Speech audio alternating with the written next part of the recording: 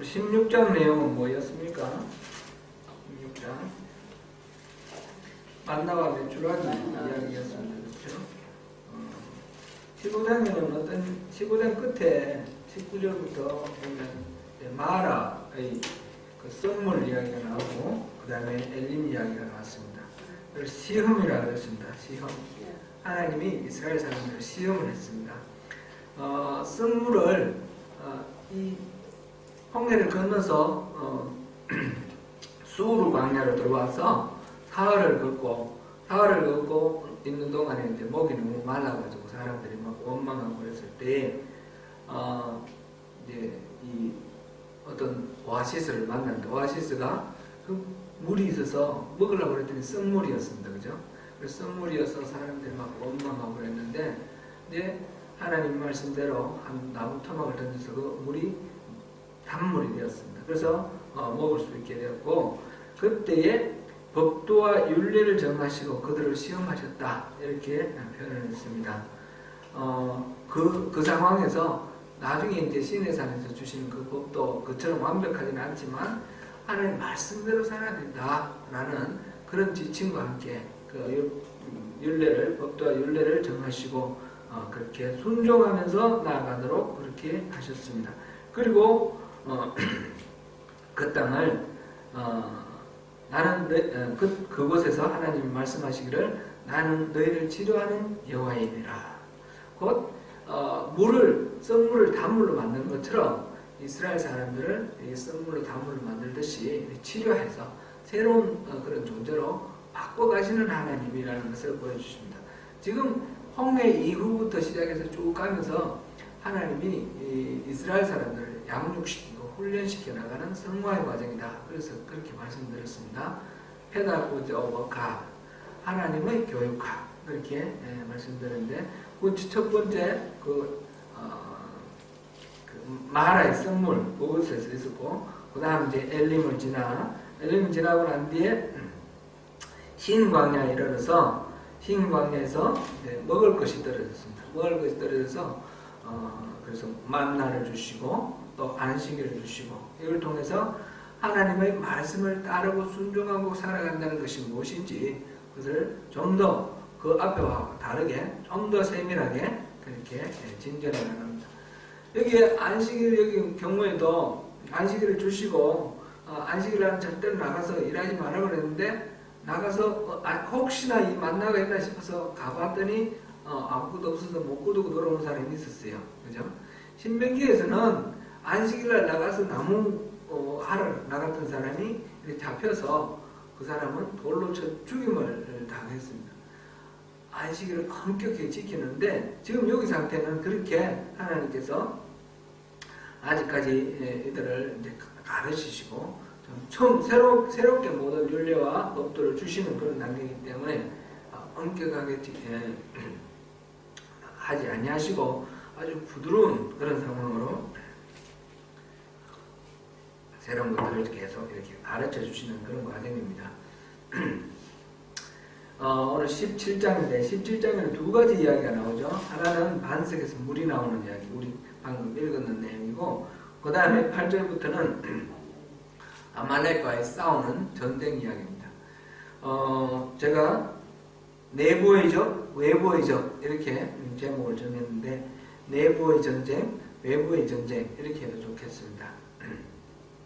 우선 이제 내부의 전쟁을 이렇게 봅니다. 장소는 지금 현재 위치가 어디에 와 있습니까? 흰 광야에서 떠나 그 노정대로 행하여 르비딤에 장막을 쳤다. 이렇게 됐습니다. 1절 보니까 르비딤, 신 광야를 떠나서 신 광야 아직까지 그 다음 광야로 가기 전이니까 여기도 신 광야의 영역이라 해볼 수 있겠고요. 흰 광야를 떠나서 르비딤이라는 곳에 도착했습니다. 그곳에서 이제 목이 말라서 하나님께 이렇게 아우성 쳐서 하나님이 그곳에서 반석을 깨뜨리시고 물을 내주시는 그런 이야기죠. 그래서 7절에 보니까 그곳 이름을 마사 또는 머리바라 불렀다 이렇게 됐습니다. 그리고 그 지역 이름이 마사라고 라고 불리기도 하고 머리바라 불리기도 했습니다. 근데 이 이야기는 비슷한 이야기가 신명기에도 나오거든요. 그래서 그거를 한번 보고 이 내용을 보겠습니다. 신명기 20장 한번 보세요. 신명기 20장 한번 펼쳐보십시오. 1절에 첫째 달에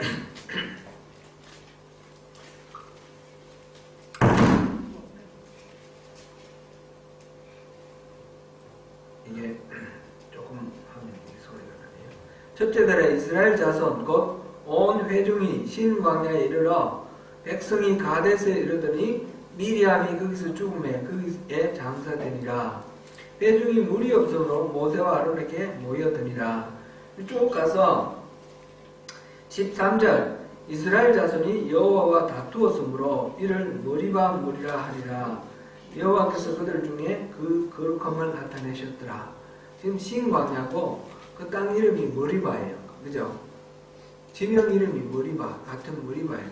그러면 이게 같은 데인가? 다른 데인가? 지금 현재 홍해를 건너서 지금 광야 초입에 지금 도달해 있는데 그곳에서 지금 르비딤이라는 곳에서 반석에서 물이 나는 사건이 있었고 그 지명을 머리바로 했는데 지금 민수기 20장은 시내산 그 모든 것들을 거치고 그 다음 광야에서 헤매고 난 뒤에 정탐꾼도 보내고 이런 거 다 있고 난 뒤거든요.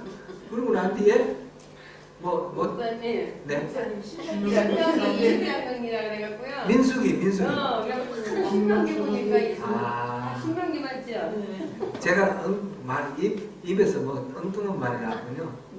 민수기 20장. 네. 민수기. 죄송합니다. 다들 참고. 예.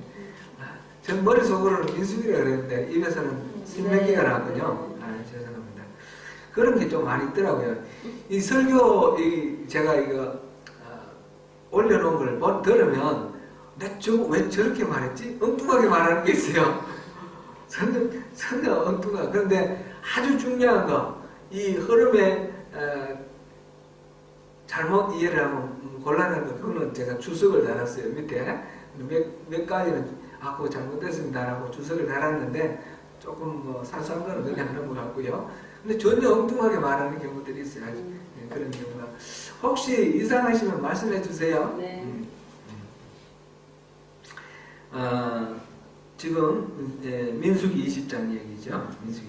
그래서 이 신광야고 여기도 신광야니까 같은 건가? 근데 여기는 다른 데입니다. 이름이 이제 머리바라고 이 반석에서 물이 나왔으니까 똑같이 머리바라고 이름을 지었는데 위치는 완전히 다릅니다. 지금 출애굽기 17장에 나오는 이 르비딤 나오는 신광야는 영어 성경에 보면 SIN 이렇게 나와 있거든요. SIN Desert of Sin SIN 이렇게 나와 있고요. 그 다음에 신명기에 나오는 이 신광야는 Desert of ZIN Zin 이렇게 나와 있어요. Zin. At the desert of Zin 이렇게 나와 있습니다. 그래서 이게 그 히브리 말로는 스펠링이 딴 거예요. 앞에 거는 오히려 sin보다는 쉰에 가깝고 뒤에 거는 zin에 가깝습니다. zin에 가깝고 그런 이름이 약간 다른 그런 이름입니다. 그리고 요즘 생각해 보면 시나이 반도 있잖아요. 시나이 반도 거기서 이 신광야는 지금 홍해 건너와서 그 초입 시나이 반도 서쪽에 있고 이 민수기 20장 이거는 시나이 반도 중앙에서 동쪽으로 가데스 바네아에서 바로 좀 오른쪽이니까 가데스 바네 거기니까 중앙보다 오른쪽 쭉 되겠습니다. 하여튼 다른 지역입니다. 그래서 사해 남쪽 여기가 신광야입니다. 민수기에 나오는 신광야입니다. 그거는 이제 우리가 성경을 읽을 때 또 헷갈릴 수 있으니까 저도 이거 많이 헷갈렸거든요. 이거 그래 한참 헤매다가 원래 원위치 왔다가 거기 갔나 이렇게 생각을 했었는데 보니까 그게 아니라 다른 거였습니다. 그리고 이 신광야를 떠나 그 노정대로 행하여 르비딤의 장막을 쳤다. 1절에 그렇게 나와 있습니다. 그런데 백성이 마실 물이 없느니라. 그 노정대로 여호와의 명령대로 신광야에서 떠나 그 노정대로 행하여 하나님이 인도하시는 길대로 따라가서 그곳에 도착했다는 거예요. 그랬는데 마실 물이 없어요. 우리 하나님 말씀대로 순종하며 따라가면 모든 것들이 형통하는 게 정상 아닌가요? 그런데 지금 물이 없어요. 그 앞에도 지금 그 마라의 썩물 거기에도 3일 동안 수르광야 행진하면서 완전히 기진맥진해가지고 막 그랬을 때 그때도 마찬가지잖아요. 구름기둥 불기둥이 앞장서 가고 그 하나님 인도하신 대로 지금 쭉 가고 있는데 그곳에 먹을 물이 없는 거예요. 그리고 그곳에서 떠나서 지금 신광야로 수르광야에서 신광야로 왔을 때 그럴 때 하나님이 인도하신 대로 걸어갔는데 양식이 떨어지고 거기서 양식 구할 데가 없어요. 다른 데로 어디 사람 사는 데로 갔으면 거기서 뭐 양식을 구할 수 있겠는데 이거는 사람 살지 않는 광야예요. 황막한 광야. 그러니까 여기는 농사도 되지 않는 그런 사막에 가까운 광야. 그러니까 먹을 것이 없어요. 하나님 인도하신 대로 따라갔는데 왜 이런 일이 생기죠? 오늘 또 이렇게 그 하나님 만나를 주시고 메추라를 주셔서 겨우 허기를 면제하면서 매일매일 먹을 수 있게 돼서 하나님 감사합니다 그랬는데 물이 없어진 거예요. 물이 떨어진 거예요. 이 사람들이 한두 사람도 아니고 60만이나 되는 사람들인데 남자가 장정만 60만이니까 여자들과 애기들 다 합치면 한 200만원 되는 그런 사람인데 지금 하나님이 인도하시는 길로 갔는데 마실 물이 없어서 지금 난리가 났습니다. 하나님이 인도하시는 길에 이런 고난이 있을 수 있다라는 것을 우리는 항상 인정하고 들어가야 됩니다. 하나님이 인도하시는 길이라고 해서 하나님 말씀 듣고 갔더니 왜 이런 일이 일어났냐, 이건 하나님 말씀 잘못 들은 거 아니냐, 또는 하나님 우리를 버리신 거 아니냐 이렇게 생각할 것이 아니고 하나님 말씀대로 가더라도 고난이 있고 어려움이 있고 이해할 수 없는 그런 문제들이 우리 앞에 놓일 수가 있습니다. 그 놓일 수 있다는 걸 인정하고 그랬을 때에 어떻게 하기를 원하시는지 그걸 보여주시는 게 지금 이 광야에서의 광야학교, 이 광야학교에서 하나님께서 지금 훈련하고 계시는 내용입니다. 지금 그래서 물이 없어서 백성들이 모세와 다투었습니다. 모세와 다투었는데 우리에게 물을 좀 마시게 하라. 물 내놔라. 모세가 그들에게 이르되 너희가 어찌하여 나와 다투느냐, 너희가 어찌하여 여호와를 시험하느냐. 모세에게 다투는 것은, 모세와 다투는 것은 단순히 모세와만 다투는 것이 아니라 하나님을 시험하는 거라는 거예요. 이 두 가지가 지금 한꺼번에 걸려 있는 것입니다. 나중에 이제 그곳에 반석에서 물이 나오고 난 뒤에 그 땅 이름을 마사 또는 머리바라 그랬는데 마사라는 말이 시험하다 그런 뜻이에요.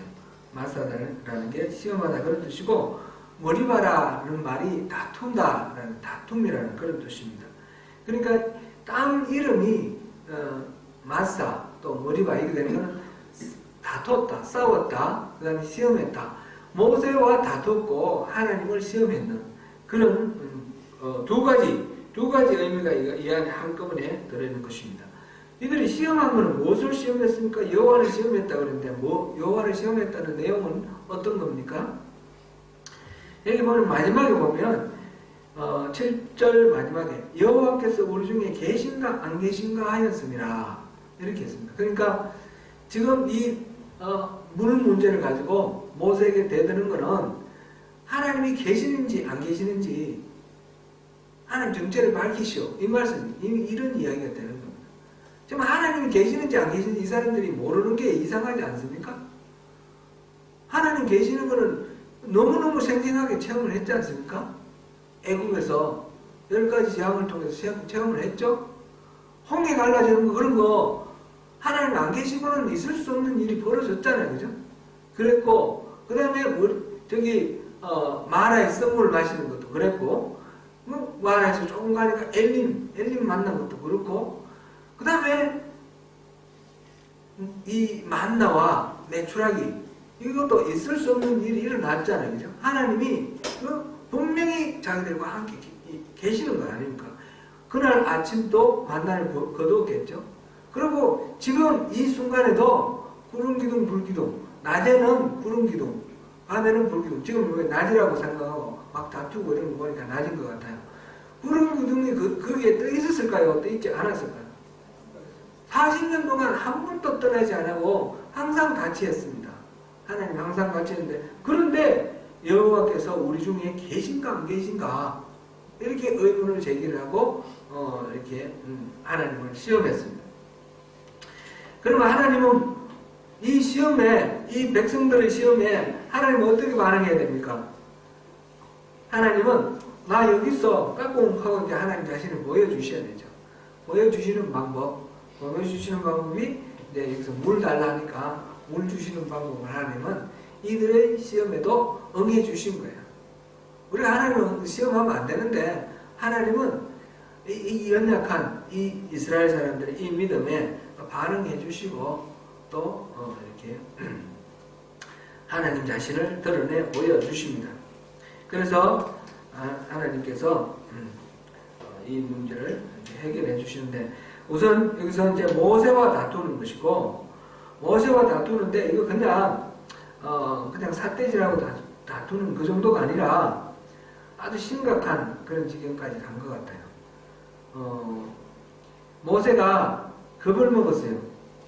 이 사람들이 너무너무 격렬하게 모세에게 항의를 하기 때문에, 4절 보니까 모세가 여호와께 부르짖어 이르되 내가 이 백성에게 어떻게 하리까? 그들이 조금 있으면 내게 돌을 던지겠나이다. 돌 던지는 건 뭐예요? 돌로 쳐 죽이는 거. 그죠? 사형 집행하는 거예요. 이 많은 백성들을 이곳에 끌고 와서 이곳에 물이 없어서 우리를 죽게 하다니 너는 마땅히 죽어 마땅하다. 이래가지고 사형 언도를 내리겠다. 이런 태세죠. 사람들이 전부 시비를 걸고 모세에게 이렇게 대들고 있습니다. 그것이 모세와의 다툼이고, 하나님을 시험하는 것. 하나님 시험하는 것은 이 물을 줄 수 있는지 없는지, 그리고 하나님이 우리를 이곳에 광야에 끌고 나오신 것이 우리를 보호하기 위함인지 아니면 하기 위함인지, 하나님의 공급하신가 보호하신, 그리고 구체적으로 하나님이 있는가 없는가, 계신가 안 계신가, 하나님 임재하신, 그것을 지금 시험을 하고 있습니다. 그 모래 위에 발자국이라는 이야기 아시죠? 들어보셨을 거 다 아실 것 같아요. 어떤 사람이 너무너무 어려운 거예요. 힘들고 고통스럽고, 하나님이 내가 믿는 하나님이 나와 함께 하신다면 내게 이런 어려움이 시련이 있을 리가 없는데 왜 하나님은 나를 모른 척하고 이렇게 어려운 일 속에 내팽개쳐 두는가. 하나님은 원망스러울 정도로 그렇게 너무너무 끔찍하게 힘들고 어렵습니다. 외롭고 고통스러운 그런 가운데 어느 날 하나님을 원망하다가 잠이 들었는데, 꿈속에서 이렇게 어떤 해변에 발자국이 있는 것을 보여줍니다. 두 사람이 나란히 걸어가는 그런 발자국이 쭉 이렇게 가는데, 그 발자국을 보는 순간 우리 주님이 나랑 함께 하시는구나, 나 옆에 걸어가시는구나, 그런 이제 느낌이 듭니다. 그러다가 어느 순간 탁 가는데 막 마음에 아픔이 쓰라림이 다가오고 고통이 막 다가오는데, 내가 지금 한참 어려운 상황이구나, 내가 막 어려움을 당하고 있는 상황이구나 그런 마음이 들고 이렇게 보니까 어느 순간 발자국이 하나가 없어져 버린 거예요. 그래가지고 하나님을 원망했습니다. 하나님, 좋을 때 같이 계시는 건 그거 당연히 그것도 좋긴 하지만 그게 뭡니까? 힘들 때 같이 계셔야죠. 힘들 때 나 옆에 계셔 주셔야죠. 왜 힘들 때 이렇게 어렵고 고통스러울 때 나를 버리고 떠나셨습니까? 하나님을 원망했어요. 그랬더니 이제 하나님의 음성이 들려옵니다. 아니야, 얘야, 잘 봐. 누구 발자국인가 잘 봐. 근데 보니까 그는 예수님의 발자국인 거예요. 예수님의 발자국. 같이 걸어가던 예수님의 발자국. 그러면 저 발자국은 어디 갔어요? 그랬더니 내가 너를 얻고 간다. 이렇게 말씀하시는 거예요. 우리가 어렵고 힘들면 하나님이 우리를 버리셨나? 우리 주님은 날 버리셨나? 날 잊어버리셨나? 이렇게 생각할 때가 있는데 그럴 것이 아니라는 거죠. 우리 주님은 우리를 그때 우리를 얻고 가시는 주님, 버리지 아니하시는 주님이다 라는 거죠. 이 이스라엘 사람들이 그렇게 하나님 우리 번이 그 구름 기둥 보면서 하나님 우리한테 계시는가 안 계시는가 그것을 시험하고 있습니다. 하나님을 믿지 못하고 시험하는 이 사람들. 근데 한마디로 말하면 이 이스라엘 사람들은 기억 상실증 환자라고 말할 수 있습니다. 그렇게 분명하게 선명하게 하나님이 임재하시는 것을 그들 가운데, 그들 한가운데 계시는 것을 계속해서 보여주시는데 그것을 잊어버리는 우리가 주님이 우리에게 베푸르신 은혜를 잊어버리면 하나님 함께 하시는데도 우리는 하나님 함께 하시는 줄을 모르게 됩니다. 하나님이 우리와 함께 계신다는 것, 임재하심을 자각하는 것은 우리에게 계속해서 오늘날까지 함께 해 주셨던 하나님의 그 발길, 하나님 손길을 우리가 알고 감사할 때 그 하나님, 현재 나의 하나님, 내 옆에 계시는 그 하나님을 인정할 수 있게 되는 것입니다. 그렇게 하나님은 우리에게 깨닫기를 원하시는 것입니다. 이 반석 사건을 통해서 그랬을 때 하나님은 이제 친절하게 반응을 해주시는데 모세에게 말하시기를 백성 납부를 지나서 이스라엘 장로들을 데리고 나일강을 치던 내 지팡이를 손에 잡고 가라. 나일강을 치던 지팡이. 나일강을 치니까 어떻게 됐죠? 나일강이 피로 변했잖아요. 피로 변했잖아요. 그렇게 해서 이제 10가지 기적을 행했던 그 대표적인 거로 나일강을 치던 지팡이. 그 지팡이를 가지고 뱀으로 되기도 하고, 그죠? 이렇게 됐던 거. 하나님이 모세를 보내셨다는 보정으로 이 지팡이를 보내주셨잖아요. 원래 이 지팡이는 모세의 지팡이였는데, 모세가 양칠 때 쓰는 그 지팡이였는데, 하나님께서 그 지팡이에다가 하나님이 보정을 깔아주신 거예요. 아니, 일을 쳐주신 거예요. 그래서 이 지팡이로 가지고 기적을 행할 수 있도록. 그래서 그 지팡이를 들고 홍해 위에 손을 뻗었을 때 그 홍해가 갈라졌고요. 그런 그 지팡이입니다. 그래서 모세가 원래 가지고 있던 양치는 지팡이였지만 이 지팡이를 앞에서 보니까 하나님의 지팡이, 여호와의 지팡이라고 불렀습니다. 여호와의 지팡이, 그 지팡이를 들고 가라. 백성 앞을 지나. 백성들이 막 죽이려고 지금 돌 잡고 지금 부들부들 떨고 있는데 그 앞을 두려워하지 말고 당당하게 지나가라. 지나가서 장로들을 데리고 그리고 저 반석에 가라. 그래서 반석으로 갑니다. 호렙산에 있는 그 반석이 거기서 내 앞에 서리라. 호렙산은 시내산하고 같은 산입니다. 호렙산은 산들, 마운틴즈, 산맥을 말합니다. 산맥을 지금 뉴질랜드 남섬에 보면 서든 알퍼스가 있지 않습니까? 서든 알퍼스가 있고 그 한가운데 마운트 쿡이 있는데 그런 거죠. 이 마운트 쿡이 있는 그 주변에 그거는 서든 알퍼스고 그 산 이름은 그 산 봉우리 하나는 마운트 쿡이고 이런 식으로 그게 여러 산들이 있는데 마운틴즈 있는 그것들은 호렙산이라고 불렀고 그 산 중에 한 봉우리 제일 꼭대기 그 봉우리는 시내산 이렇게 마운트 시나이 이렇게 불렀습니다. 그러니까 호렙산이니까 시나이산이 있는 그 여러 산들이 있는 이 기슭 끝에 모퉁이에 반석이 있는데 신광야 지나서 시내광야에 있는 그 끝입니다. 거기에 있는 한 반석을 그 반석 앞으로 가라. 그랬고 그 반석 위 거기서 내 앞에 서리라. 하나님이 그 반석 위에 서겠다는 거예요. 반석 위에 서겠다. 너는 그 반석을 치라. 반석이 하나님이 쓰시고 그 반석을 치면 어떻게 되죠? 누구를 치는 거예요? 하나님을 치는 거예요. 하나님. 그곳에서 물이 나오리니 백성이 마시리라. 그 반석이 깨지고 거기서 물이 나옵니다. 강이 솟아납니다. 200만이 묵으려 그러면 물이 쫄쫄 나와서 되지는 않을 거예요. 그죠? 그게 강이 흘러갑니다. 강이 흘러내리고 거기서 백성들이 물을 마시고 이 모든 것들을 이스라엘 장로들이 보는 그 목전에서 그대로 행하라 그랬습니다. 고린도전서 10장 한번 찾아보시겠습니다. 고린도전서 10장.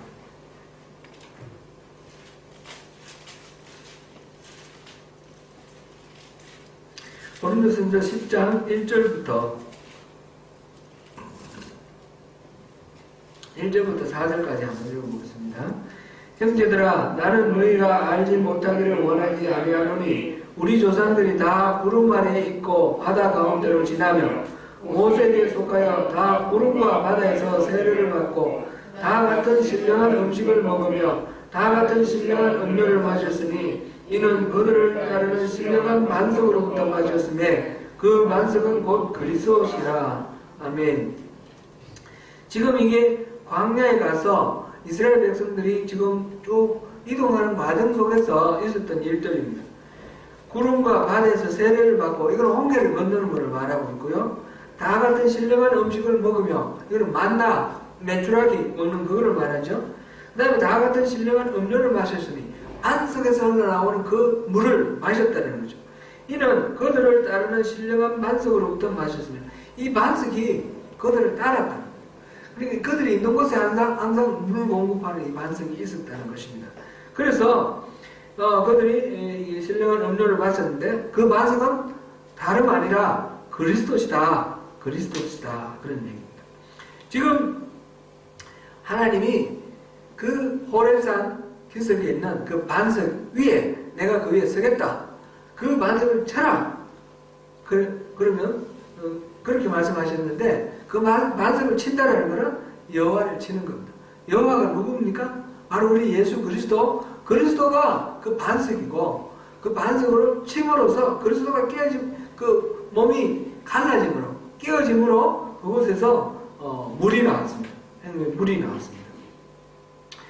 그래서 우리에게 물을 공급해주는 생수를 공급해주는 그런 사건이 일어났습니다. 그러니까 신령한 반석으로부터 마신 그것 이 반석 바로 그리스도를 치라. 그리스도가 십자가에 달려 죽으시는 것을 통해서 그 십자가에서 몸이 찢기시는 것을 통해서 우리에게 생명의 생수가 공급된다는 것을 나타냅니다. 이게 이제 구약의 이 사건들이 역사적 사건들이 다 신약으로 들어와서 오늘날 우리 교회에 관한 이 영적인 그 모델이 되는 것입니다. 모델이 되는 것이기 때문에 이것은 그 고린도전서에서 그렇게 우리 사도들이 이해를 했는 것처럼 이 모델 이걸 통해서 우리가 어떻게 우리 자신의 믿음 속에서 그리스도를 이해를 하고 이 반석을 이해하고 생수를 이해할 수 있는 것인가 그걸 우리가 여기서 읽어야 되겠습니다. 이거는 요한복음 7장 37절을 우리 또 보면 더 확실하게 나옵니다. 이때는 초막절인데 요한복음 7장 37절입니다. 37절부터 39절까지만 읽겠습니다.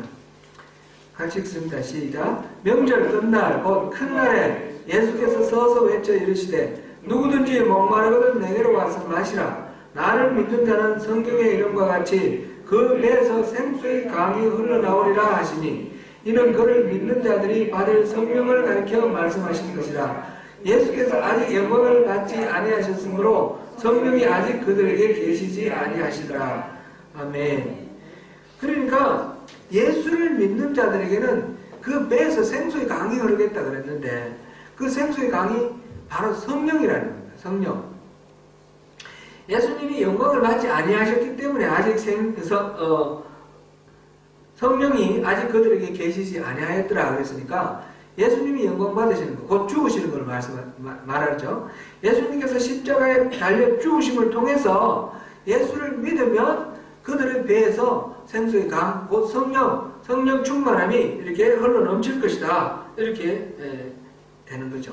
곧 예수님이 반석이시고 그 반석을 깨뜨림으로 생수의 강이 흘렀다. 이 말은 우리 음료수 이 물을 먹었다 이런 뜻이 아니고, 이 물을 먹었다는 뜻이 아니고 생수 곧 성령님이 우리 안에 들어온다는 거죠. 생명의 강, 그 생명의 근원이 되시는 하나님 성령이 우리 안에 들어와서 우리가 진짜 있는 우리의 영혼이 다시 살아나서 거듭나는 그런 인생, 새로운 인생. 처음에 하나님께서 흙으로 사람을 빚으시고 그 코에 생기를 불어넣으시잖아요. 생기를 불어넣으셔서 사람이 생명이 되어가지고 움직이는 그런 활동하는 인간이 되었지 않습니까? 에스겔 골짜기에서 마른 뼈들에게 생기가 와서 들어가라. 그렇게 하나님 말씀을 대언하니까, 에스겔이 대언하니까 생기가 들어가서 그 안에서 이렇게 마른 뼈에 살이 붙고 그 다음에 핏줄이 생기고 생기가 들어가고 나중에는 군대가 되는 거죠. 그래서 이 생기라는 것은 바로 이 구약에서는 루아흐라는 것은 호흡이라는 뜻입니다. 원래는 호흡이라는 뜻인데 그게 성령을 말합니다. 성령. 그리고 이 신약에서는 펀유마, 이게 호흡이라는 말이고 또 성령이라는 말입니다. 성령이 와서 우리가 살아나는 겁니다. 우리 인간의 영혼이 살아나는 그런 상황입니다. 그래서 반석에서 그 반석을 깨뜨리고 거기서 흘러나오는 물을 마셨다라는 것은 이스라엘 백성들이 지금 물질적으로 피지컬리 이 물을 마신 것을 역사적으로는 그렇게 말하는 것이지만 그 속에 들어있는 영적 의미는 구원받은 백성이 성령을 받아서 하나님의 새로 지원받은 새로운 피조물로 이렇게 살아나는 그 과정을 얘기를 하고 있습니다. 이렇게 생수가 가서 생수의 강이 흐른다, 생명의 강이 흐른다, 이렇게 성령이 충만한 것을 이야기를 하고 있습니다. 여기서 이스라엘 백성들은 보니까 영적 기억 상실증에 걸렸다 그랬죠. 그리고 끊임없이 이 육신의 욕망을 쫓고 있는 그런 상황입니다. 탐욕. 말하자면 그들이 이스라엘 사람들이 가상에서 하나님 보시기에 충분히 뭔가 의미가 있어서 그런 것이 아니라 전적으로 하나님의 은총으로 그들에게 이렇게 참 좀 어떻게 보면 형편없는 사람, 그렇게 하나님이 함께 하신다는 것을 보여주셨음에도 불구하고 하나님은 계신가 안 계신가 한번 알아보자. 그리고 하나님 계시면 한번 나와보세요. 물 좀 줘보세요. 이런 식으로 대드는 이 사람들에게 하나님은 탓하지 아니하시고 꾸지람하지 아니하시고 은혜를 베풀어 주시는 겁니다. 한없는 은혜, 하나님의 은혜. 그 은혜로 이들이 하나님의 백성이 되어갑니다. 이게 이제 솔라 그라티아, 하나님의 은혜로 오직 은혜로 우리가 신앙생활을 해야 되는 겁니다.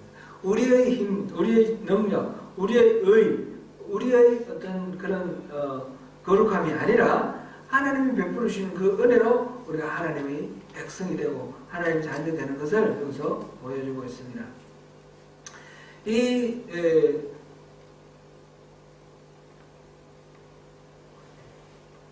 그 광야에서 40년은 결국 하나님께서 하나님 이 땅에 있는 모든 인류들을 구원하기 위해서 하나님의 나라를 만들어가는 그런 과정이다. 그런 말씀을 드렸습니다. 백성들, 이스라엘 백성들을 지금 이집트에서 400년 동안 노예 생활을 하면서 말하자면 그것을 인큐베이터로 사용해서 이 백성들을 한 나라를 이룰 수 있을 만큼 인구를 증가시킨 거예요. 그동안에 증가시켰고 그 다음에 죄와 악이 가득한 이 팔레스틴 땅, 이 땅을 주어서 그 땅에서 나라를 이루게 만들고 그리고 하나님 자신이 왕이 되어주시는, 그래서 이 이스라엘이라는 한 나라를 만드시고 이스라엘을 제사장으로 삼아서 이스라엘을 통해서 하나님을 모든 만민들에게 다 전파하고 하는 그런 역할을 하는 것이 이제 하나님 나라 이스라엘을 만드시는 하나님의 목적이고요. 이것이 바로 교회의 오늘날 신약 시대의 교회의 역할입니다. 교회는 새 이스라엘이라고 그러죠. 하나님이 우리 교회를 하나님이 구원하신 하나님의 백성들을 통해서 하나님이 누구신지 하나님 어떤 분이신지를 보여주시고 이 세상의 모든 사람들이 다 구원받기를 하나님 원하시는 겁니다. 그래서 우리를 구원의 그 일꾼으로 우리를 부르셨습니다. 그것이 바로 이 광야교회가 그 모델이 되었고 그것이 바로 교회입니다.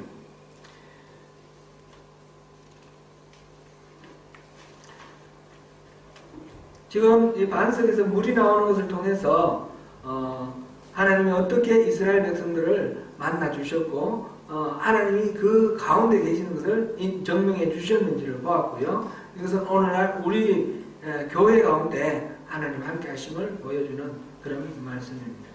이제 8절부터 16절까지 또 보겠습니다. 우리 함께 목소리를 맞춰서 읽어보겠습니다. 그때 아말렉이 와서 이스라엘과 르비딤에서 싸우니라. 모세가 여호수아에게 이르되 우리를 위하여 사람들을 택하여 나가서 아말렉과 싸우라. 내일 내가 하나님의 집바위를 손에 잡고 산꼭대기에 서리라. 여호수아가 모세의 말대로 행하여 아말렉과 싸우고 모세와 아론과 훌은 산꼭대기에 올라가서 모세가 손을 들면 이스라엘이 이기고 손을 내리면 아말렉이 이기더니 모세의 팔이 피곤하매 그들이 돌을 가져다가 모세의 아래에 놓아 그가 그 위에 앉게 하고 아론과 훌이 한 사람은 이쪽에서 한 사람은 저쪽에서 모세의 손을 붙들어 올렸더니 그 손이 해가 지도록 내려오지 아니한지라. 여호수아가 칼날로 아말렉과 그 백성을 쳐서 무찌르니라. 여호와께서 모세에게 이르시되 이것을 책에 기록하여 기념하게 하고 여호수아의 귀에 외워 들리리라. 내가 아말렉을 없이하여 천하에서 기억도 못하게 하리라. 모세가 제단을 쌓고 그 이름을 여호와 니시라 하고 이르되 여호와께서 명세하시기를 여호와가 아말렉과 더불어 대대로 싸우리라 하셨다 하였더라. 아멘. 예, 아말렉과 싸우는 전쟁입니다. 앞에서 반석에서 물이 나오는 그 전쟁은 내부에서 불만을 터뜨리는 그 불만 분자들과의 싸움입니다. 하나님이 믿음이 연약한 이스라엘 백성들과의 싸움이기도 하고요. 그리고 내부의 적은 바로 우리 자신이 내부의 적이 될 수 있다는 것을 우리가 볼 수 있습니다. 이제는 이제 외부의 적 아말렉을 봅니다. 아말렉은 이후에도 성경에 많이 나타나는데 지금 16절에 아말렉과 더불어 대대로 싸우리라 하나님이 그렇게 말씀하셨던 것처럼 이 아말렉과는 계속해서 전쟁이 일어나고 있습니다. 계속해서 전쟁이 일어나는데 이것은 하나님의 백성 이스라엘과 전쟁하는 그 악한 영의 세력 그것을 대표하는 것이지 이건 아말렉입니다. 아말렉은 그 사는 위치가 보면 사무엘 상하 여기서도 보면 가나안 그 팔레스틴 지방 아래쪽이거든요. 좀 아래쪽 그러니까 가데스 바네아 있고 이쪽인데 지금 거기하고 이 지도를 제가 그려서 이렇게 하면 쉽겠는데 거기는 시내 반도 북쪽 지중해 연안이에요. 지중해 연안에 아말렉의 주 활동 근거지예요. 아말렉은 광야 쪽에 그쪽에 살고 있는데 근데 가나안 가사 지방 아래쪽 가사 바로 아래쪽 가사하고 경계를 마주해서 이 지중해 연안. 그런데 지금 여기서 이스라엘이 아말렉과 만나는 이곳은 이 아래쪽 시내 반도 맨 아래쪽에 있는 그 시내산 기슭 아닙니까? 그 중간에는 완전히 텅 빈 광야입니다. 그거는 사람들이 지금 살지 않는 살기는 사는데 그 광야이기 때문에 농사도 안 되고 목축도 안 되는 그런 곳입니다. 요즘 보면 베두인족이라고 거기 살고 있거든요. 베두인족은 목축을 하고 있고 그 사람들은 옛날에는 말하자면 산적 생활하던 그런 사람들. 전에 무슨 영화 론돌 장군 나오는 그런 영화가 있었는데 사막의 여우인가? 거기에 보면 이 베두인족이 나오는데 베두인족은 이 까만 옷 복면회가 나오는 그 사람들은 그 광야에 주로 이제 살고 있는 그 사람들입니다. 아마 베두인족이 아말렉 쪽의 후손인지는 잘 모르겠습니다. 아마 그 비슷할 것 같습니다. 그런데 이들이 지금 이스라엘을 맞서기 위해서 이렇게 그 광야를 건너서 머나먼 땅 시내 산 아래쪽으로 여기까지 이 이스라엘 사람들을 잡으러 왔습니다. 이 사람들은 특별한 어떤 지금 사명감에 불타 있는 것입니다. 자기들 사는 영토에 이스라엘 사람이 지나가서 거기서 이제 충돌을 해서 자기들을 지키기 위해서 전쟁하는 것이 아닙니다.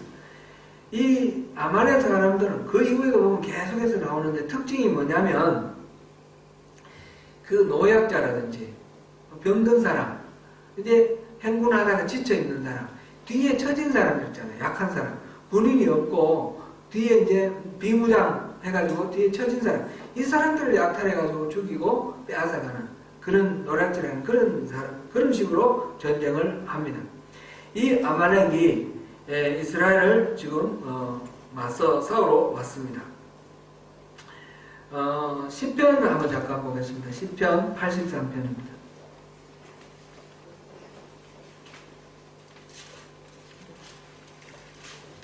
시편 83편 4절부터 8절까지 한번 읽어보겠습니다. 4절부터 시편 83편 4절부터 8절까지 시작. 말하기를 가서 그들을 멸하여 다시 나라가 되지 못하게 하여 이스라엘의 이름으로 다시는 기억되지 못하게 하자 하나이다. 그들이 한 마음으로 일어나고 주를 대적하여 서로 동맹하니 곧 에돔의 장막과 이스마엘과 모압과 아말렉 이며 그발과 하몬과 아말렉이며 블레셋과 두로 사람이며 아수도 그들과 일어나여 모두 자손의 공격이 되리이다. 아멘.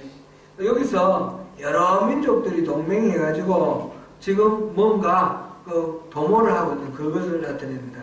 그들이 도모하는 게 뭡니까? 그들이 말하기를 가서 그들을 멸하여 다시 나라가 되지 못하게 하여 이스라엘의 이름으로 다시는 기억되지 못하게 하자. 이렇게 말합니다. 그러니까 이스라엘 대적하는 여러 족속들 중에 지금 아말렉이 나와 있는데 아말렉이 지금 이스라엘을 치러 온 이유가 바로 여기에 있다는 것입니다. 하나님이 지금 이스라엘을 이끌어 나왔지 않습니까? 그래 하나님이 나라를 만들려고 하고 있습니다. 그런데 이것을 저지하려고 하는 것입니다. 그래 이스라엘이 진멸되어버리고 나라를 만들지 못하고 이스라엘이 기억되지 않도록 하는 것이 이 아말렉의 목적입니다. 이 아말렉의 목적은 단순히 이스라엘에 대한 대적이 아니라 하나님의 계획을 저지하려는 것이 목적입니다. 그래서 아말렉은 하나님의 원수입니다. 이스라엘의 원수일 뿐만 아니라 하나님의 원수가 되는 것입니다. 그래서 하나님은 이 아말렉을 굉장히 싫어하십니다. 싫어하시는 정도가 아니라 이들을 진멸하려고 그러고 이스라엘을 통해서 이들을 진멸하려고 합니다. 네, 그래서 사무엘상 15장 우리 잠깐 한번 볼까요? 사무엘상 15장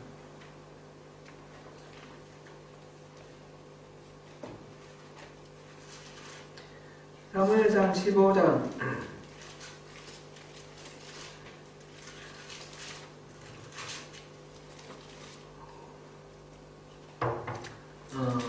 1절부터 3절까지만 한번 봅니다.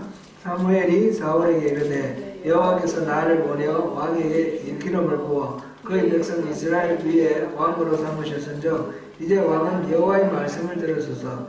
만군이 여호와께서 이같이 말씀하시기를 아말렉이 이스라엘에게 행한 일 곧 애굽에서 나올 때에 길에서 대적한 일로 내가 그들을 벌하노니 지금 가서 아말렉을 쳐서 그들의 모든 소유를 남기지 말고 진멸하되 남녀와 소아와 젖먹는 아이와 우양과 낙타와 나귀를 죽이라 하셨나이다. 아말렉을 치라고 하나님이 말씀을 하십니다. 그 애굽에서 나올 때 대적했던 그 일을 기억하면서 그 단순히 아말렉이라는 한 민족의 괘씸해서 하나님의 어떤 의도에 이렇게 귀찮아서 이제 괘씸해서 이들에게 보복을 하는 이런 차원이 아닙니다. 한 민족을 지금 완전히 도만하라고 그러셨는데 모든 소유물을 남기지 말고 또 남녀와 소아는 어린애 아닙니까? 젖먹는 아이, 아주 유아, 젖먹는 아이까지 다 죽이라고 그랬고 우양과 낙타와 나귀를 다 죽이라고 그랬습니다. 너무너무 이런 거는 이제 믿음 없는 사람들이 보면 굉장히 시험 들기 좋죠. 하나님 너무너무 잔인하다. 그것 때문에 이제 안 믿게 되는 사람들 많이 있습니다. 저도 그런 이야기 많이 들었는데 이게 단순히 한 민족 차별, 이스라엘만 사랑하고 편애하시고 다른 민족은 싫어서 막 이렇게 잔인하게 죽이시는 그런 하나님 이렇게 생각하시면 이건 오해입니다. 이거는 아말렉이 하나님 하시는 계획에 대적하는 그 악한 세력의 대표입니다. 그래서 하나님의 원수입니다. 하나님의 원수에 대한 징계를 지금 얘기하고 있습니다. 그래서 하나님은 이 사울에게 이 아말렉을 진멸하라. 아말렉에 대한 하나님의 심판을 행하라는 것입니다. 하나님의 심판을 대신 수행하는 그 역할을 감당하라고 사울에게 이 임무를 줍니다. 그러니까 이 전쟁은 하나님의 심판 전쟁이 됩니다. 그런데 사울은 그렇게 하지 않았습니다. 사울은 8절 9절을 보겠습니다. 아말렉 사람의 왕 아각을 사로잡고 칼날로 그의 모든 백성을 진멸하시되 사울과 백성이 아각과 그의 양과 소의 가장 좋은 것 또는 기름진 것과 어린 양과 모든 좋은 것을 남기고 진멸하기를 절개 아니하고 가치 없고 하찮은 것은 진멸하리라.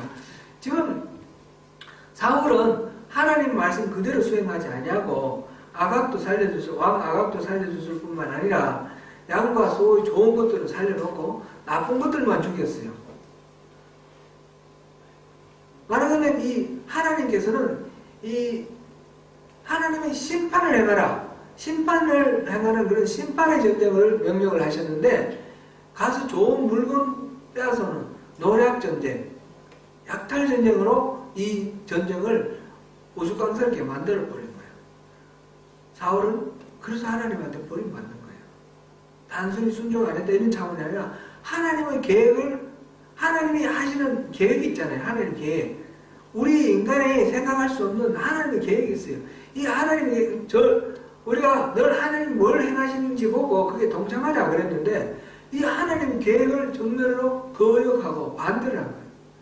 이 심판 전쟁을 약탈 전쟁으로 만들어버려요. 이런 어리석은 이 사울 하나님이 하시는 일을 쓰기 위해서 하는 그 일에 쓰기 위해서 하나님의 종으로 사울을 왕으로 삼은 겁니다.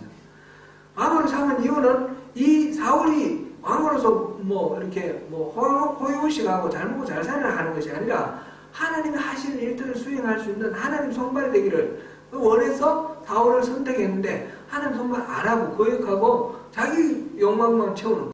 그러면 이게 하나님으로부터 하나님 쓰실 수 있는 그런 도구가 되지 못하지 않습니까? 그럼 버림받은 것입니다. 하나님이 이 사울을 버린 게 어떤 다른 것이 아니라 하나님의 목적에 부합하지 못하니까 어쩔 수 없이 멀어진 겁니다. 왜 아말렉을 하나님 그렇게 진멸하기를 원하셨느냐? 아말렉은 바로 하나님의 원수이기 때문에 하나님이 이 원수를 진멸하는 것이 바로 하나님의 뜻을 관철시켜 나가는 그런 일이기 때문에 그렇습니다. 이렇게 아말렉과의 전쟁의 의미는 단순히 하나의 한 부족과 한 부족의 전쟁이 아니라 하나님의 계획을 이루어 나가는 그 과정 속에서 일어나는 그런 전쟁입니다. 이 전쟁은 그러니까 하나님이 치르시는 전쟁이 되겠죠. 하나님이 수행하시는 전쟁이 됩니다. 실질적으로 그 전쟁의 양상은 모세가 산 위에 올라가서 지팡이를 들고 이렇게 팔을 들고 있으면 모세가 손을 들면 이기고 손을 내리면 아말렉이 이겼습니다. 이 손을 계속 들고 있으려니까 피곤하니까 아론과 훌이 양쪽에서 손을 붙들어 줬습니다. 의자를 하나 돌을 갖다 놓고 의자를 앉고 이렇게 서서 양쪽에서 아론과 훌이 서서 이렇게 들고 있으니까 그 백성들을 조직해서 나가서 실제로 싸우는 사람은 그 여호수아와 그 백성들인데, 그 백성들의 전쟁은 모세가 손을 들고 있으면 이기고 내리면 지는 그런 전쟁입니다. 이게 그러니까 피지컬한 전쟁이 아니죠. 이거는 스피리추얼한 전쟁이라는 걸 우리가 알 수가 있습니다. 이건 영적 전쟁을 의미하는 것입니다. 하나님을 적대하는 세력과 하나님이 전쟁하는 그 과정 속에서 사람들이 어떻게 그 동참하느냐. 직접 무기를 들고 나가서 싸우는 아론과 그 군사들이 있는가 하면 모세처럼, 이거는 뭘 말하는 거죠? 이 기도하는 걸 말하죠. 그죠? 기도하는 거. 하나님께 기도하고 하나님의 일하심을 구하는 그 기도하는 용사들이 또 있다는 것을 나타내는 것입니다. 그래서 모세 손을 들고 이렇게 있는 동안 하나님이 전쟁을 이겨나가시는 그런 것을 봅니다. 모세가 이 손을 드는데 혼자 들고 있는 것이 아니라 아론과 훌이 들었다 그랬습니다. 이런 동력자가 필요한 거죠. 그러니까 지도자, 한 사람이 지도자가 탁월해서 모든 것들을 다 하는 것이 아니라 모세가 있으면 아론이 있는 것이고, 아론이 있으면 또 이 훌과 같은 이런 지도자가 같이 동력해서 그 하나님의 일들을 하는 것이 가장 하나님이 기뻐하시는 그런 모습이죠. 이 훌에 대해서는, 훌은 누구냐 그랬는데 갈렙의 아들이다. 갈렙의 손자다 그랬거든요. 갈렙의 아들 우리의 아들 훌의 아들 브살렐이 성막을 만든 사람이고 브살렐이고, 훌의 아들은 브살렐. 훌의 아버지는 우리의 아버지는 갈렙인데, 갈렙은 우리가 아는 그 여호수아와 같이 같은 그 갈렙이냐? 그건 아니에요. 이름은 같은데 다른 갈렙입니다. 유다 지파의 헤스론의 아들 갈렙 이렇게 나옵니다. 이 훌은 성경에는 나오지 않는데 이스라엘 사람들이 쓰고 있는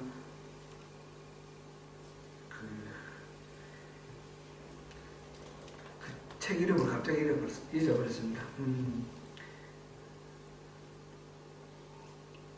하여튼 비공식적으로 그런 정설이 아니라 경사가 아니라 야사로 이렇게 나오는 미드라시에 보면 모세는 미리암의 남편이다 이렇게 되어 있습니다. 실제로 미리암의 남편인지는 모르겠습니다. 그런데 그렇게 모세가 아니라 훌은 제가 또 잘못 말씀드렸죠? 네, 그랬던 것 같아요. 훌은 모세의 누나 미리암의 남편이라. 그래서 모세에게는 아론과 훌이라는 훌륭한 그런 조력자가 있고 동력자가 있어서 이스라엘을 이끌어갈 수 있었고 이 전쟁을 이길 수 있었다라는 것을 봅니다. 하나님의 일을 하는 데는 항상 이렇게 하나님과 우리와의 사이에 이렇게 연결을 하는, 기도하는 사람들이 꼭 필요합니다. 기도하는 사람이 있을 때에 그 일이 하나님의 뜻대로 원활하게 이루어지는 것이죠. 우리 오늘날의 우리 신앙생활도 마찬가지고 우리 교회도 마찬가지입니다. 함께 동력하고 함께 기도하는 그런 리더들의 이 동력, 한 마음에 의해서 함께 이제 교회를 섬겨나가고 이끌어나가는 그런 리더들이 필요합니다. 리더들은 반드시 같이 기도를 해야 됩니다. 그래서 하나님 나라의 그 뜻, 하나님의 뜻을 함께 이루어가는 그런 리더의 동력들이 되어야 되겠죠. 그 다음에 이 땅 이름을 이렇게 전쟁에서 이기고 난 뒤에 그 다리를 제단을 쌓고 그 이름을 여호와 니시라 그랬습니다. 여호와 니시. 여호와 니시라는 말은 제가 가지고 있는 성경에는 나의 기 이렇게 주석이 붙어 있습니다. 여호와는 나의 기, 나의 깃발, 군대 깃발, 군기를 나타내는 거죠. 그런 나의 기 이렇게 되어 있습니다. 이건 깃발도 되지만 깃대, 원래 이 장대가 원래 이 의미입니다. 나중에 보면 그 민수기에 불뱀에 물려 불뱀에 물려 죽어가는 사람들이 그 노뱀을 장대에 높이 올렸을 때 그 노뱀을 바라보면 낫지 않습니까? 그때 노뱀을 달아올린 이 장대도 니시라고 해요. 니시라고 그러고 또 이제 제가 어릴 때는 그런 우리 노래 중에 그런 게 있었거든요. 군대 노래 비슷한 건데 딱지 같은 거 갖고 있고 딱지에 보면 계급이 있어요. 별 몇 개, 뭐 몇 개 있는데 이제 적군인지 아군인지 그거를 알기 위해서 뭐 암호 뭐 이렇게 나가고 하는데 이제 그 놀이에서 중심이 되는 거는 아군끼리 모이고 적군끼리 모일 때에 그 군기를 하는 게 있어요. 군기. 이게 참 해보셨으면 좀 공유를 하실 텐데 내가 이거 설명도 잘 못하겠네요. 그래서 군기라는 것은 그걸 중심으로 모인다 그런 의미입니다. 그러니까 우리 군대 생각해 보세요. 군대 뭐 사단기 같은 사단기 그거 뺏기면 가장 큰 치욕 아닙니까, 그죠? 가장 큰 치욕이고 또 삼국지 같은 영화 같은 데 보면 조조 이름 써놨으면 그 부대 전체는 이 깃발 이걸 보고 자기의 그 모든 군사들이 이렇게 모이고 이 깃발이 무너지면 다 흩어져 버려요. 다. 깃발을 뺏겨버리면 전부 흩어져요. 그러니까 이 기라는 것은 우리 어떤 생존의 기준이다. 아주 중심이다. 이런 의미까지 포함되는 겁니다. 여호와는 니시, 여호와는 나의 기, 여호와는 나의 기. 이 말은 하나님이 내가 앞으로의 모든 싸움에서 내가 중심을 잡을 수 있는 여호와는 나의 중심이다. 그런 의미가 되는 거죠. 그래서 여호와는 나의 깃발, 나의 기 이런 말의 의미가 그겁니다. 이사야 11장을 한번 보겠습니다. 이사야 11장.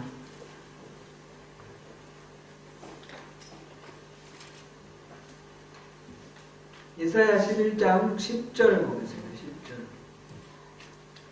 같이 읽습니다. 그날에 이새의 뿌리에서 한 싹이 나서 만민의 기치로 설 것이요 열방이 그에게로 돌아오리니 그가 거한 곳이 영화로우리라. 이새의 뿌리에서 한 싹이 난다 그러는데 그 싹이 누군지 아시죠?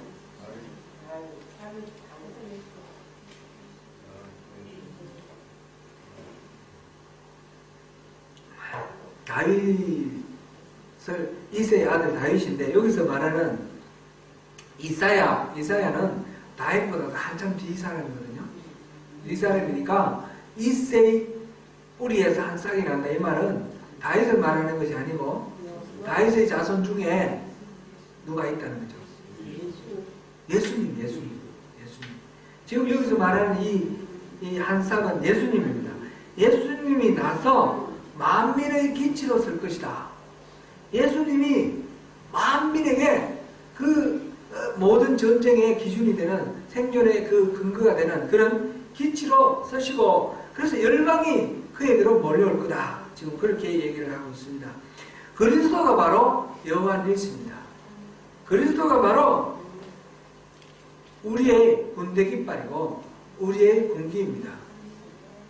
예수님이 바로 우리 삶의 일어나는 모든 영적 전쟁에 우리 영적 전쟁에서 우리 중심이 되는 것입니다.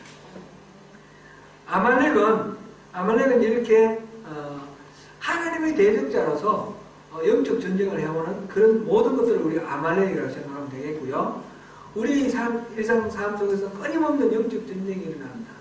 영적 전쟁이 일어날 때 마귀 사탄과 우리가 싸우는데 마귀 사탄이 머리에 뿔이 딱 나있고 눈이 이렇게 빨갛게 이렇게 하고 나타나면 우리가 분별하기가 쉬울 텐데 그렇게 나타나지 않아요.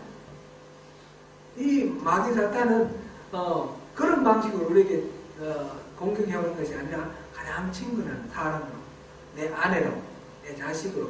그럼 내 자식이 마귀고 내 아내가 마귀라는 뜻이 아니라 이 가까운 인간관계를 비집고 들어온다는 뜻입니다. 우리 사람과 사람이 온전하지 못하기 때문에 조금 실수도 할 수 있고 또 감정적으로 거스를 수도 있고 이럴 때에 그럴 때 그 서운함 또는 뭐 이렇게 기분 나쁨 이런 감정의 이런 변화들이 있지 않습니까? 그 변화를 타고 사단이 들어오는 겁니다. 그러니까 친밀한 사람과의 관계 속에서 우리 영적 전쟁을 쳐야 됩니다. 에베소서에서 영적 전쟁은 가족들부터 시작을 하는 걸로 이렇게 나와 있습니다. 그래서 우리가 성경에서 모든 신약 성경은 다 그런데 교리가 나오고 교리가 좀 나오고 난 뒤에는 그 다음에 나오는 건 뭐냐면 일상의 삶입니다. 일상의 삶 속에서 이 믿음의 이 교리들을 어떻게 적용하고 사느냐 이게 이제 신약 성경 전체 대부분의 기술 방법인데 이 아말렉의 공격은 우리 일상의 삶 속에서 나타납니다. 일상의 삶 속에서 우리가 하나님의 기치 아래 우리 모여가지고 하나님 붙들고 하나님께 기도하면서 서로 함께 동행해서 함께 기도하면서 그렇게 맞서서 싸워 나가야 됩니다. 그것이 이 함께하는 이 서로 기도하고 함께 지지하고 이런 것들이 모자라면 그냥 우리가 당하는 것이고 그런데 다시 우리가 활기를 얻고 나아가면 우리는 다시 이기는 것이고 아말렉은 특별히 이게 뒤에 처진 사람 노약자나 이런 사람들을 공격한다고 그랬지 않습니까? 그 부분은 우리가 한번 더 찾아보죠. 신명기 25장입니다. 신명기 25장.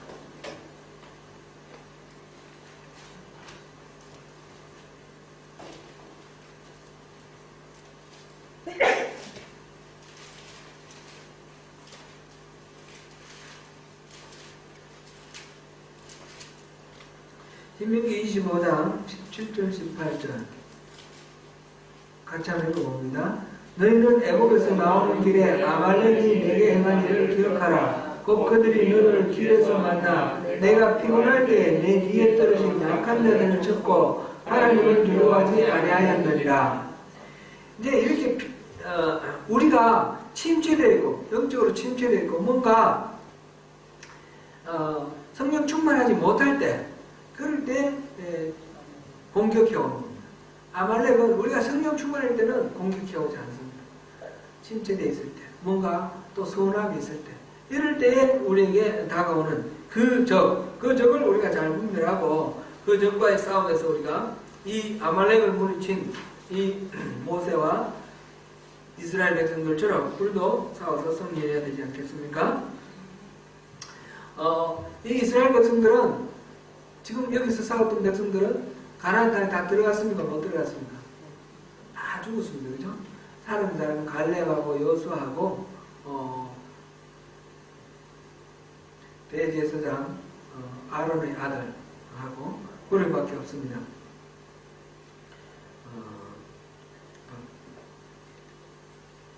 그러면 우리가 이제 이거를 여러 가지로 해석할 수 있는데 우리가 40년 동안 하나님의 기적을 보고도 온전하게 믿지 못해서 마음이 강팍해서 못 들어갔다, 안식에 들어갈 수 없었다 이렇게도 볼 수 있고 또 다른 측면에서 우리가 또 생각해 보면 이것을 하나의 우리 성화의 과정이다 이런 차원에서 우리가 이걸 바라보면 우리가 예수를 믿고 주님의 백성이 되었을 때에 우리는 옛사람의 본성이 그대로 있는 거예요.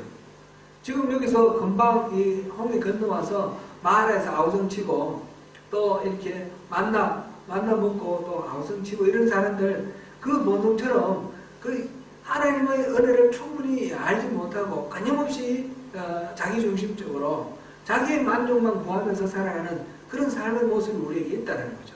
우리가 구원받고 우리가 하나님 나라의 백성이 되었지만 그런 우리 존재가 있습니다. 그러면서 계속해서 훈련받고 하나님의 말씀 듣고 그러면서 변화되어 가는.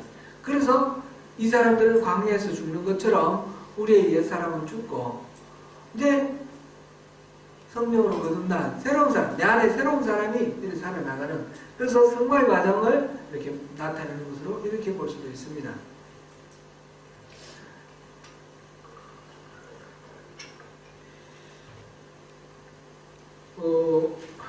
17장 1절에 보면 출애굽기 17장 1절 이스라엘 자손의 온 회중이 여호와의 명령대로 신 광야에 에서 떠나 그 노정대로 행하여. 근데 온 이스라엘 자손의 온 회중이라고 그랬는데 이 단어 온 회중이라는 단어가 에다라는 단어인데 이게 말하자면 이게 이제 히브리 말로 에다고 이걸 번역한 헬라 말이 에클레시아예요. 에클레시아. 그러니까 이 회중으로도 번역되어 있고 또 어떤 데는 총회 이렇게도 번역되어 있어요. 총회, 이스라엘 백성의 총회, 이스라엘 자손의 회중. 이거는 말하자면 이게 이제 교회가 되는 거예요. 교회가 이스라엘 민족이 교회가 되는 것처럼 우리는 이제 구원받은 백성들이 다 이렇게 교회가 되는 거죠. 이 교회를 통해서 하나님께서 우리를 이 교회가 함께 쭉 가나안 땅을 지나가는 것을 그 과정을 통해서 우리가 점점 성화되어 가는 거죠. 전쟁은 혼자 싸우는 게 아니라 같이 싸우지 않습니까? 아말렉과 같이 싸우지 않습니까? 마찬가지로 우리의 신앙생활도 같이 싸우는 신앙생활이에요. 저마다 혼자 이 뿔뿔이 흩어져서 개인은 신앙은 개인이다. 하나님과 나와의 개인적인 관계가 물론 맞는 말이지만 하나님은 우리에게 구원을 하실 때 공동체로 구원하기를 원하셔요. 공동체로 싸우기를 원하시고 성화의 과정도 공동체로 이뤄가기를 원하세요. 그래서 교회를 만드셨어요. 그러니까 우리는 교회를 떠나서 혼자 신앙생활을 하면 안 돼요. 교회 안에서 함께 신앙생활을 해야 됩니다. 서로 격려하고 서로 돕고 그 과정 속에서 부대낌이 있고 또 갈등이 있고 또 안 좋은 것도 있겠죠. 그러나 그런 것들을 서로 이렇게 좀 용납하고 관용하고 안 그러면 훈련도 할 수가 없어요. 우리가 사랑한다라는 거, 사랑하는 건 상대가 있어야 사랑하는 거죠. 혼자 자기 자신을 사랑할 수 없잖아요. 상대가 있어야 사랑하는 거. 그러니까 상대가 있어야 사랑도 훈련할 수 있는 것입니다. 오래 참으면 어떻게 훈련할 수 있습니까? 참을 수 없는 상황이 연출돼야지 오래 참는 것을 훈련할 수가 있습니다. 뭐 그런 상황 없으면 그냥 쭉 나가다 보면 오래 참는 것을 훈련할 수가 없습니다. 모든 것들이 다 그렇습니다.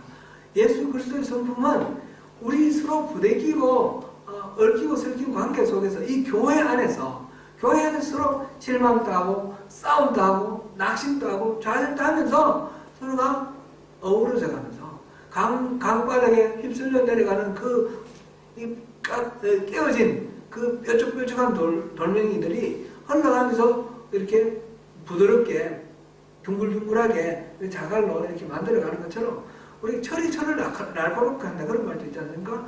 우리 안에 서로 까기고 다듬어지면서 우리가 그렇게 함께 나가는 것입니다. 우리 어떤 우리 성도 중에 누가 침체되어서 아말렉의 공격을 받는 사람이 있으면 옆에서 도와주기도 하고 후원도 해주고 또 격려해주고 그래서 싸워서 함께 싸우고 전쟁은 혼자 싸우는 전쟁이 아니라 전쟁은 부대가 같이 싸운다 이렇게 생각하시고 우리 공동체가 함께 싸워나가는 그런 가운데 우리 모두가 다 승리하시고 또 주님의 나라를 그 복된 나라를 다 누리시는 우리 모두가 되시기를 축원합니다. 오늘 반석에서 물이 나오는 이 사건 내적인 전쟁 그리고 내적으로는 이게 하나님에 대한 감사를 모르기 때문에 자기중심적으로 이 탐심을 끊임없이 탐심에 사로잡히는 그것이 우리 내부의 적입니다. 그리고 또 아말렉과 같이 우리 침체할 때마다 우리를 넘어뜨리려고 하는 이 악한 세력의 공격 이것들을 우리가 맞서서 싸우는 내 안쪽과 바깥의 싸움에서 그 싸움을 수행하는 주체는 누구였습니까? 하나님입니다.